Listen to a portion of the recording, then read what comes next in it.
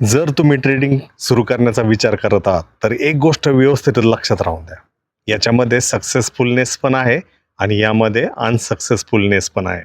परंतु ह्यामध्ये विजय तोच होतो, जो लाँग टर्मचा, लंब्या रेसचा विचार करतो. तोच व्यक्ती जो आहे, ह्यामध्ये आपल्याला टिकताना दिसतो. म्हणून घाईघाईमध्ये कुठेतरी कुठल्यातरी कॅन्डलवरती इमोशनल एंट्री होते, इमोशनल एक्झिट होते. अशा चुकांपासून दूर राहावा. आपण काही ऑपरेटर नाही आहोत. आपण सिंपल आणि सिंपल एक नॉर्मल रिटेल ट्रेडर आहोत, की दिवसातून आपल्याला एखादा किंवा दुसरा ट्रेड भेटला तरी चालेल आणि एखाद्या दिवशी तो नसेल, तरीही आपल्याला तो काही प्रॉब्लेम पडणार नाहीये. परंतु सद्यस्थितीमध्ये होतं काय माहिती का?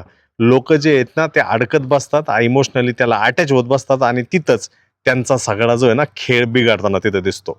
म्हणून एक सिंपलशी गोष्ट आपल्याला रिगरसली फॉलो करायची आहे. आपण काय मार्केट मेकर नाही आहोत. आपण सिंपल रिटेल ट्रेडर आहोत. आपण 3 आणि 5 आणि 15 मिनिटाच्या टाईम फ्रेमवरती ट्रेड करणारे नाही आहोत. आपण लॉंगर ट्रेंड टाईम फ्रेमच्या ट्रेंडला फॉलो करणार आहोत.